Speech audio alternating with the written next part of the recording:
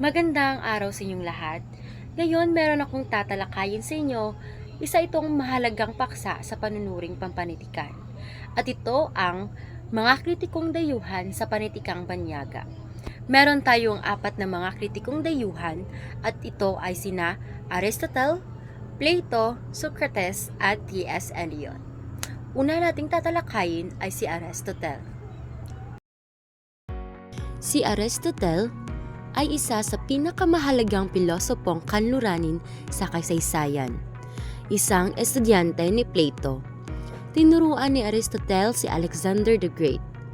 Nang maglaon, bumuo siya ng sarili niyang lyceum o paaralan sa Athens, saan nakabuo siya ng mahalagang pilosopikal, siyentipiko at praktikal na mga teorya, na marami sa mga ito ay may malaking kahalagaan noong Middle Ages at naimpluwensyahan pa rin hanggang sa kasalukuyan.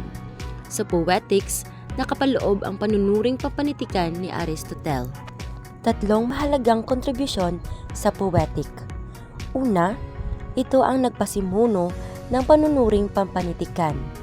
Pangalawa, ito ang ginamit na huwaran at patnubay ng panunuring pampanitikan. Pangatlo, ito'y nag-alay ng isang konkretong teorya ng panitikan na hindi hiram sa basal na kaisipan o pilosopiyang pang-estetika. Pinapanigan ni Aristotle ang panulaan bilang una, bilang katotohanan at katibayan ng tula bilang institusyon ng kalikasan o bilang isang anyo ng kaalaman at bilang pangmoral ng katwiran sa isipan. Ang panulaan para kay Aristotle ay higit na mataas at pilosopikal kaysa sa kasaysayan. Ayon din sa kanya, takot at habag ang kinakasangkapan sa dalawang batayang damdamin upang maging matagumpay ang trahedya. Sang-ayon si Aristotle na katharis pagpupurga ang makalilinis sa takot at habag at ginagamit ito upang ipagtanggol ang panulaan. Ibig sabihin, naniniwala si Aristotle na ang panulaan ay hindi lamang isang anyo ng libangan o sining, kundi isang refleksyon ng katotohanan at isang paraan ng pag-unawa sa mundo.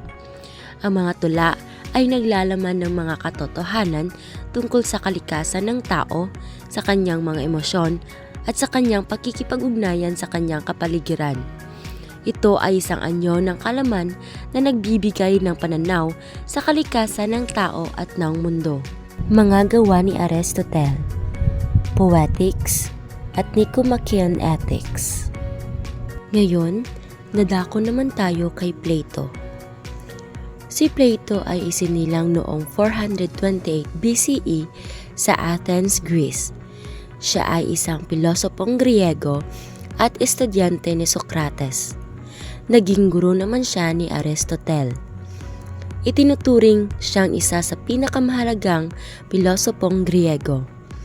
Itinatag niya ang akademi, isang formal na institusyon ng pag-aaral na nagsisilbing pundasyon ng kanluraning pilosopiya. Sumulat siya ng maraming Socratic dialogues dahil sa paggamit niya ng pamamaraang Socratic sa kanyang mga akda. Ang kanyang mga kaisipan ay tumatalakay sa pilosopiya, lohika, etika, retorika, relihiyon at matematika. Ang pinakakilala niyang akda ay The Republic.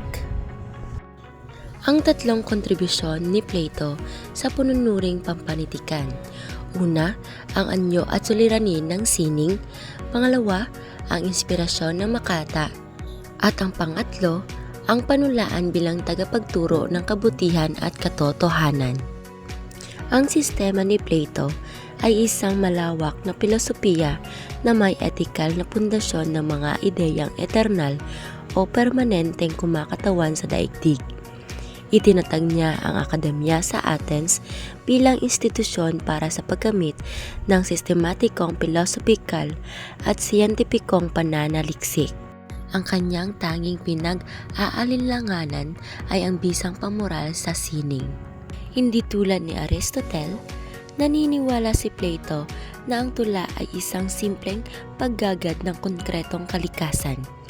Bilang isang rasyonalista, Pinaniniwalaan din ni Plato na ang pilosopiya ay dapat sundan kahit saan magpunta.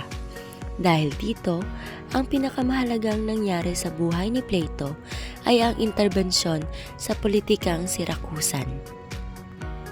Mga akda ni Plato. Alegorya ng Yungib at Phaedo. Ngayon, nadako naman tayo kay Socrates. Si Socrates ay isang prominenteng pilosopo mula sa sinaunang Gresya. Ipinanganak sa Alupik, Athens. Si Socrates ay kinikilala bilang ama ng kanlurang pilosopiya dahil sa kanyang malaking impluwensya sa pagunlad ng pilosopiya sa kanluran. Bilang isang guro sa Athens, madalas siyang nagtuturo sa mga mamamayan at politiko gamit ang kanyang natatanging pamamaraan na tinatawag na Socratic Method o Elenchus. Ang pamamaraang ito ay nakatuon sa pagtatanong at talakayan upang pasiglahin ang kritikal na pag-iisip at maunawaan ang kahalagahan ng mga ideya. Sa pamamagitan ng Socratic Method, tinutulungan ni Socrates ang kanyang mga estudyante na suriin ang kanilang sariling paniniwala at ang mga implikasyon nito. Si Socrates ay hindi lamang isang pilosopo, kundi isang lider sa kanlurang pilosopiya. Higit pa sa kanyang mga aral sa politika at moralidad, kilala siya sa kanyang malalim na paniniwala sa ideal na buhay at sa immortalidad ng kaluluwa. Ipinanganak siya noong 470 BC. Ayon kay Cicero, ang nagdala ng pilosopiya mula sa langit tungo sa daigdig. Ang kanyang personalidad at mga aral ay makikita sa mga akda ni Xenophon tulad ng Dialogue at Memorabilia. Isa pa sa kanyang mga paniniwala ay ang pagiging kathang-isip lamang ng mga kwento sa mitolohiya tungkol sa mga Diyos, pati na rin ang paniniwala sa immortalidad ng kaluluwa na para sa kanya ay hindi imbensyon ng mga makata.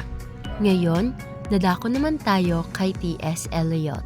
Si Thomas Stearns Eliot ay pinanganak noong 1888 at namatay noong 1965. Isa siyang makata, manunulat ng dula at manunuring panitikan. Nakatanggap siya ng Nobel Prize sa panitikan noong 1948.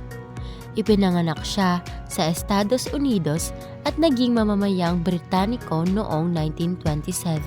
Naniniwala si Eliot na ang kanyang mga sulatin ay bunga ng kanyang natatanging karanasan bilang isang Amerikanong naninirahan sa Inglaterra. Ipinapaliwanag niya ang kanyang mga akda ay hindi magiging ganoon kung hindi siya ipinanganak sa Inglaterra o kung nananatili siya sa Amerika.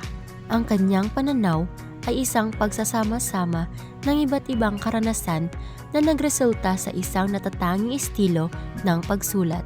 Ang kanyang sanaysay na tradisyon at ang individual na talento bilang isang halimbawa kung paano naiimpluwensyahan ng kanyang karanasan ang kanyang pagsusulat.